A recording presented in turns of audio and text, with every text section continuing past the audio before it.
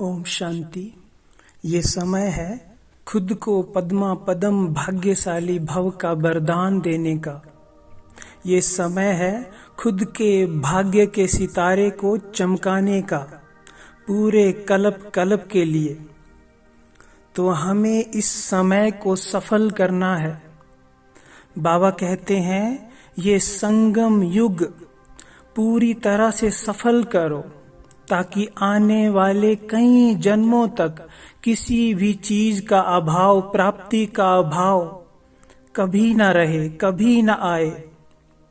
तो इसके लिए हमें क्या पुरुषार्थ करना है? सबसे पहले संपूर्ण रूप से बाबा का बनना है, उसके कार्य में सहयोगी बनना है और उसका संपूर्ण वर्षा हमें प्राप्त करना है। यही 3 चीजें हैं जिससे हमारे भाग्य का सितारा इस संसार में चमकता रहेगा। एक बार की बात है, जब आदि शक्ति शिव की शक्ति सती ने एक साधारण मनुष्य के तन में संसार में जन्म लिया। वो राजा दक्ष की पुत्री थी। शिव को पाने के लिए बहुत प्रयास करती रही। शिव के प्रति उसका अपार स्नेह था और पिता दक्ष के विरोध के बाद भी वो सब दुख झेलते हुए, कठिनाइयां पार करते हुए शिव के प्रति उसने अपने प्रेम को स्वप्न में भी नहीं छोड़ा। और राजा दक्ष के राज्य में शिव की पूजा, शिव का नाम लेना, उसकी प्रतिमा स्थापित करना संपूर्ण रूप से वर्जित था।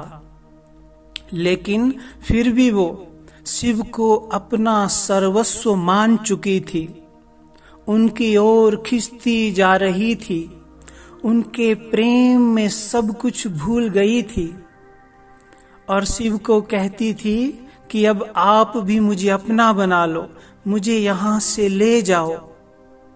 तो बहुत सारे कष्ट उसके जीवन में आ रहे थे, क्योंकि वो ना चाहते हुए भी शिव की तरफ खींचती चली जा रही थी, उनके प्रेम में और ही उनकी तरफ बढ़ती जा रही थी।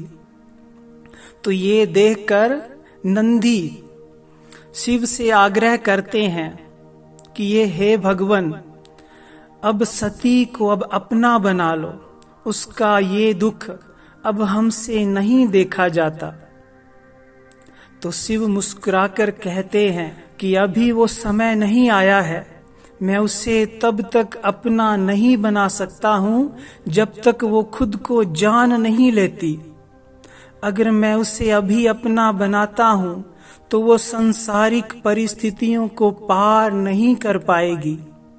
अभी उसमें इतनी शक्ति नहीं है, सामर्थ्य नहीं है कि वो संसारिक परिस्थितियों को पार कर सके, क्योंकि अभी उसने संपूर्ण रूप से स्वयं को नहीं जाना है। और जैसे ही उसे स्व की स्मृति आएगी, वो स्व को जान लेगी, फिर कोई भी संसारिक परिस्थिति उसे हिला नहीं सकेगी और तत्पश्चात ही वो संपूर्ण रूप से मेरी बन पाएगी। शिव बाबा ने ये सत्य कहा और हम बच्चों को अभी भी ये कह रहे हैं कि बच्चे स्वयं को जानो। जब तक हम स्वयं को नहीं जानते हैं, संपूर्ण रूप से बाबा का नहीं बन सकते हैं। स्वयं को जानना ही स्वयं से मिलना है और स्वयं को जानना ही संपूर्ण रूप से भगवान का बनना है। जब तक हम संपूर्ण रूप से खुद को नहीं जानेंगे, चाहे हम कितना भी ज्ञान सुन ले, हम संपूर्ण रूप से उसका बन ही नहीं सकते। हमारे अंदर वो शक्ति आ ही नहीं सकती है, हमारे अंदर वो बुद्धि समा ही नहीं सकती है। स्वयं को जानना अर्थात ये जानना कि मैं कौन हूँ। हमें अपने आप को पूछना है, हमने स्वयं को कहाँ तक जाना है। शिव बाबा ने हमें इस अज्ञान निद्रा से जगाया है कि बच्चे तुम देह नहीं, एक ज्योतिर्बिंदु आत्मा हो, मस्तक में विराजमान एक मणि हो, लाइट हो। ये देह तुम्हारा वस्त्र है, ना तुम्हारा कभी जन्म होता है, ना मृत्यु, ना तुम्हारा कोई शत्रु है, ना कोई मित्र। मेरे जीवन में मैं कौन हूँ ये ज्ञान कहाँ तक आया है। मैं कौन हूँ हमें खुद से पूछना है कि क्या मैं अभी भी देह अभिमान में तो नहीं जी रहा हूँ। क्या मैं कर्म करते खुद को देह समझता हूँ या आत्मा। जरा सोचो, खुद को देखो, पूरा दिन हम किस स्मृति में चलते हैं। आत्मा समझकर कर्म करना ही जागृति है, निद्रा से जागना है। और क्या मैं दूसरों को देह समझकर चलता हूँ या आत्मा। देह का आकर्षण मेरे अंदर है या नहीं। मान सम्मान प्रशंसा में खुश होता हूँ तो निंदा अपमान में दुखी तो नहीं होता। अगर होता हूँ तो मैंने खुद को नहीं जाना। जब शंकर के तपस्वी स्वरूप को एक राजा ने आमंत्रित किया और भरी सभा में उनका तिरस्कार किया, अपमान किया, तो ये देखकर ऋषि दधीचि क्रोधित हो गए, उस राजा को शाप देने लग गए। तभी शंकर जी ने उन्हें रोका कि आप क्या कर रहे हो। आपने मुझे जाना ही नहीं है, ना मुझे मान का कोई मोह है, ना सम्मान का कोई भय। मैं तो वैरागी हूँ, इस संसार से संपूर्ण वैरागी।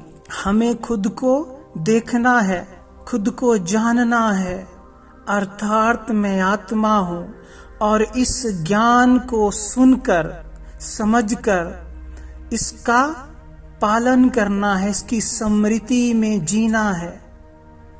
यही जागृत अवस्था है।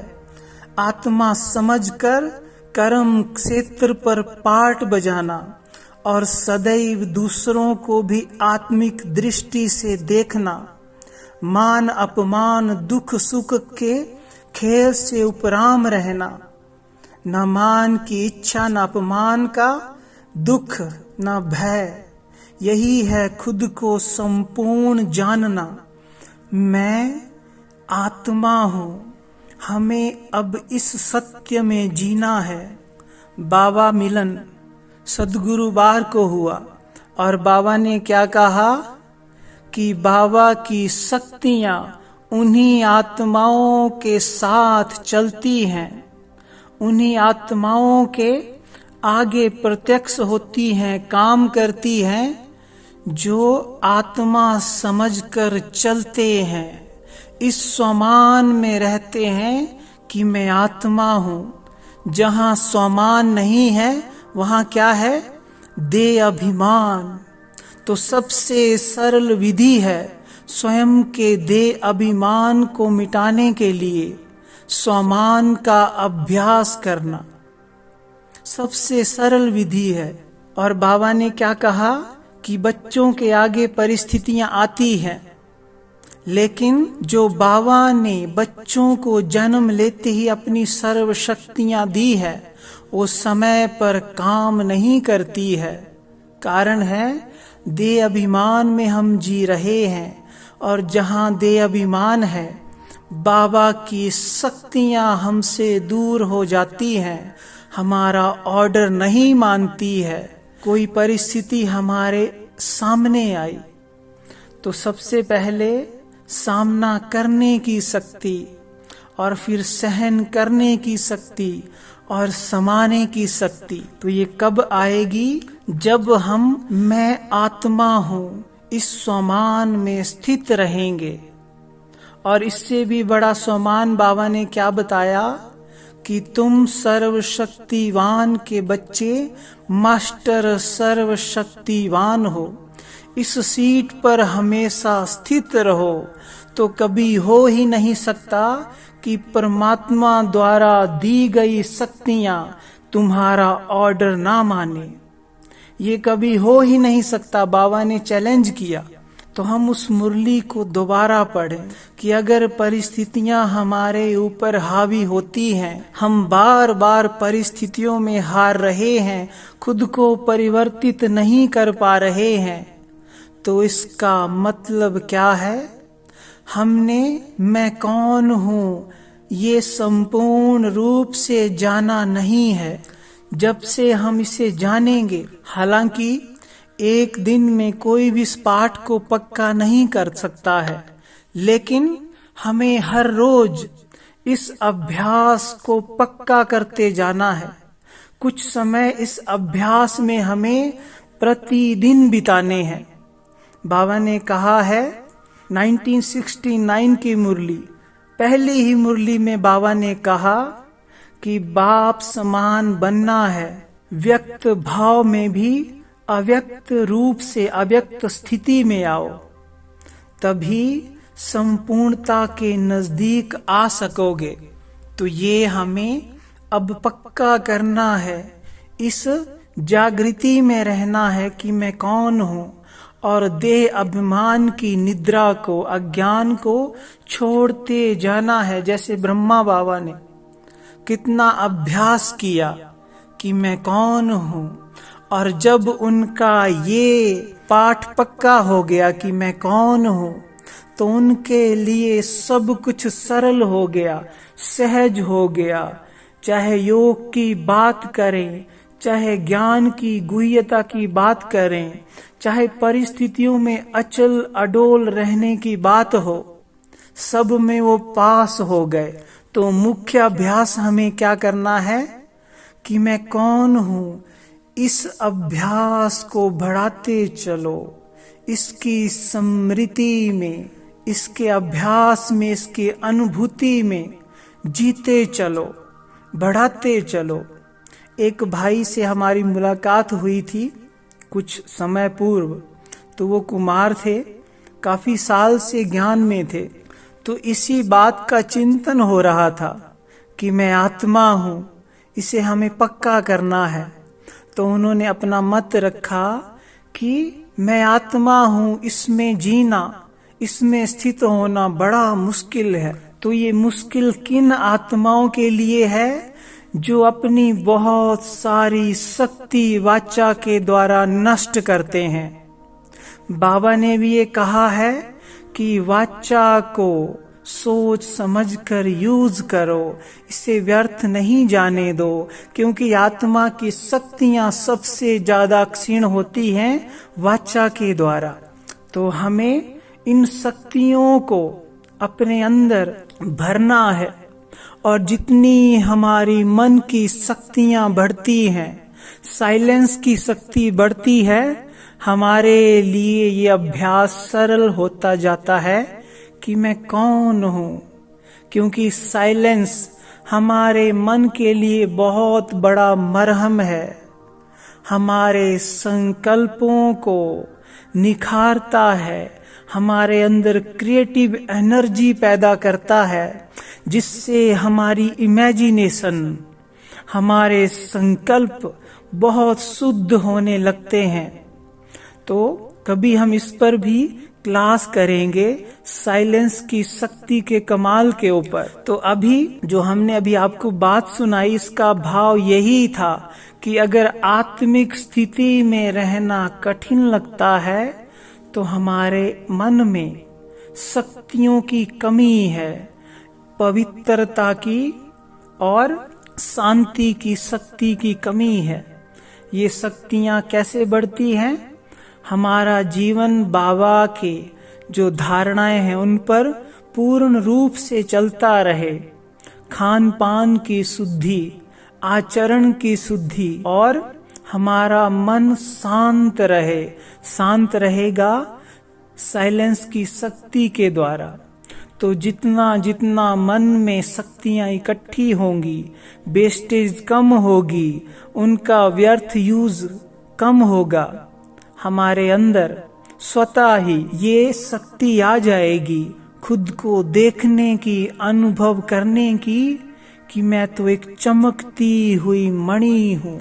और जितना जितना हम देह अभिमान से मुक्त होकर देही अभिमानी बनते जाते हैं तो क्या होता है, हमारा मन संतुष्ट होने लगता है, संतुष्ट होता जाता है हमारे मस्तक के द्वारा, क्योंकि जो आत्मा संतुष्ट है उसके मस्तक के द्वारा संतुष्टता की झलक सदा चमकती रहती है।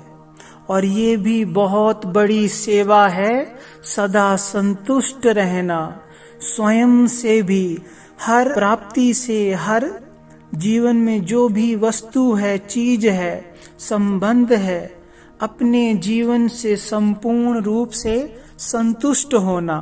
क्योंकि बाबा ने कहा था कि अब संतुष्टता की वाइब्रेशन वायुमंडल में फैलाओ, और इसके लिए आपको खुद को संतुष्ट मणि बनना पड़ेगा।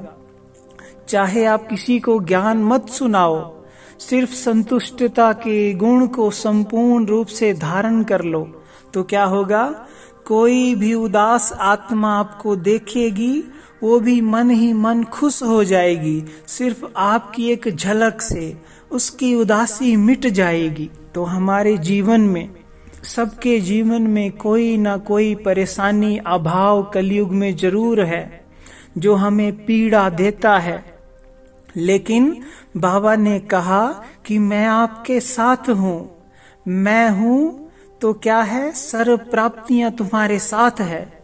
और जिसको भगवान मिल गया, वो भगवान को पाकर भी संतुष्ट ना हुआ तो संसार की कोई भी वस्तु, कोई भी प्राप्ति उसे संतुष्ट नहीं कर सकती, क्योंकि सर्वोच्च प्राप्ति है भगवान की प्राप्ति। तो बस इसी एक संकल्प से सदा खुश रहो, संतुष्ट रहो कि बाबा मेरे साथ है, भगवान मेरे हमेशा साथ है।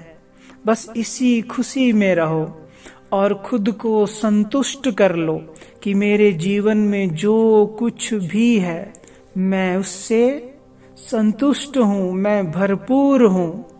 तो संतुष्टता की शक्ति से मन शांत होता जाता है, मन सदा खुशी के आसन पर स्थित रहता है।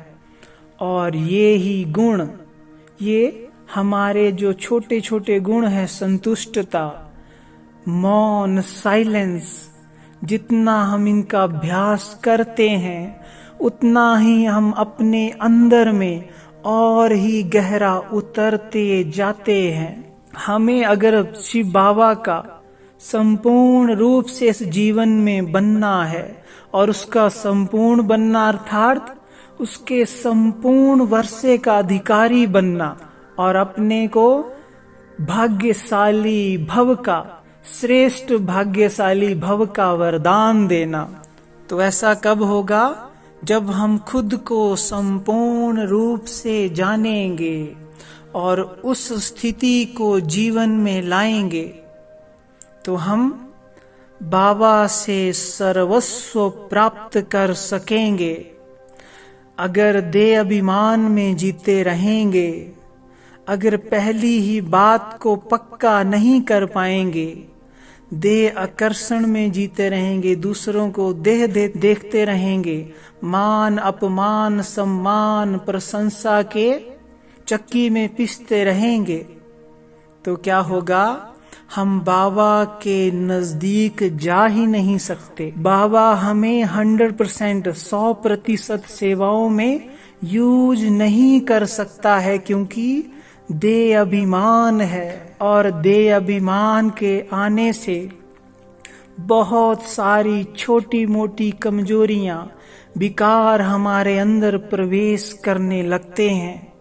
इसलिए खुद को जगाओ, समय कम है, बाबा का संपूर्ण हमें बनना है, सर्वस्व उससे प्राप्त करना है।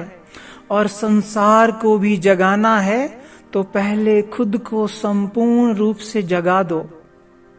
ये अभ्यास रोज करते जाओ, इसे और ही गहरा करते जाओ, जैसे ब्रह्मा बाबा और मम्मा ने किया। तो हम परमात्मा के नजदीक और ही जाते जाएंगे, उसका संपूर्ण बन जाएंगे और हमारा जीवन सुख से, आनंद से, खुशी से भरपूर होता जाएगा और आनंद के झूले में झूलता जाएगा। ओम शांति।